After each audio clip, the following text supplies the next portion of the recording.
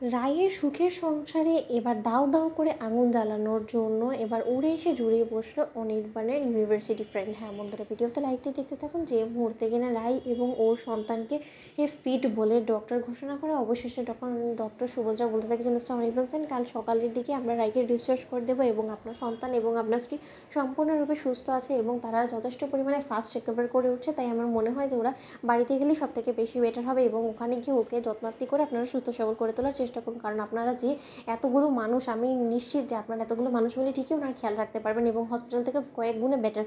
ঠিক সেই মুহূর্তে যখন অনির্বাণ রায়ের কাছে এসে বলতে থাকে যে রায় শুনতে পেয়েছে, অবশেষে প্রথমবারের মতন আমরা আমাদের কমপ্লিট ফ্যামিলি নিয়ে আমাদের বাড়িতে যে উঠবো। ঠিক সেই মুহূর্তে রায় বলতে থাকে যে স্বপ্ন এখনও পর্যন্ত আমার কাছে স্বপ্নের মতন মনে হচ্ছে। কোথায় আমার জীবনে মৃত্যু ঝুঁকি ছিল, সেই মৃত্যু ওর ফাড়া কাটিয়ে আমি যে এরকম করে নতুন জীবন ফিরে পাবো এবং তাও আবার আমার মেয়ের হাত ধরে, সেটা আমি কোনোদিনও অনির্বাণ কল্পনাও করতে পারিনি। ঠিক সেই মুহূর্তে স্রোত বলতে থাকে যে দিদিভাই, এখন থেকে তোর সুখের যাত্রা শুরু হয়েছে। তাই যে সব কিছু তোর কাছে কল্পনা না করার মতন ছিল, সেই সকল কিছু এখন থেকে নতুন করে কল্পনা করা শুরু করে দে, কারণ তোর জীবনে এখন সুখের বন্যা বয়ে যাবে, আমি তোকে বলে রাখলাম।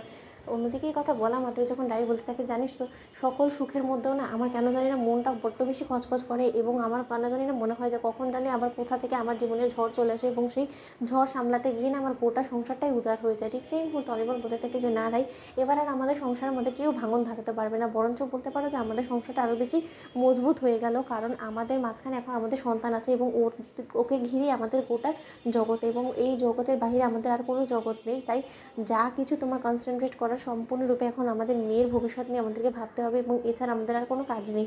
অন্যদিকে এই কথা বলা মাত্র অনির্বাণকে যখন রাই বলতে থাকে যে বারে, তুমি এখন তোমার সন্তানের কথা ভেবে ভেবে কি তুমি এখন তোমার স্ত্রীকে অবহেলা করবে নাকি? আমার ভালোবাসা যাতে কোনো মতে না কমে, অনির্বাণ এই দিকটা খেয়াল রাখতে হবে। তুমি যদি সম্পূর্ণ ভালোবাসা নিজের মেয়েকে উজাড় করে দাও, তাহলে আমার ভাগের ভালোবাসাটাও তো শেষ হয়ে যাবে, তাই না? ঠিক সেই মুহূর্তে অনির্বাণ বলতে থাকে যে ঠিক আছে ম্যাডাম, দেখা যাবে, আগে বাড়ি তো ফিরি। ঠিক সেই মুহূর্তে যখন অনির্বাণের মা বাপি সেখানে চলে আসে এবং অনির্বাণের মা যখন বলতে থাকে যে কই আমার বংশধর কই, ঠিক সেই মুহূর্তে যখন অনির্বাণের মা জানতে পারে প্রথমবারের মতন যে কন্যা সন্তান হয়েছে রাইয়ে, ঠিক সেই মুহূর্তে অনির্বাণের মা বলতে থাকে স্যার স্যার স্যার, এত অপেক্ষা এত কষ্ট যন্ত্রণা সহ্য করে শেষে কিনা গিয়ে মেয়ে হলো, এর আশায় কি এত কষ্ট সহ্য করেছিলে নাকি তুমি? রাই ঠিক সেই মুহূর্তে রাই বলতে থাকে যে কেন, ছেলে হলো তো ঠিক একই যন্ত্রণা কষ্ট সহ্য করতে হতো, তাহলে এত যন্ত্রণা কষ্ট সহ্য করে আমি যদি কন্যা সন্তানকে জন্ম দিয়েও থাকে, আমার তো মনে হয় যে কোনো মতে আমি অপরাধ করেছি। কেন আন্টি, আপনার নিশ্চয়ই মেয়ে সন্তানকে দেখে আমার ভালো লাগছে না, তাই তো?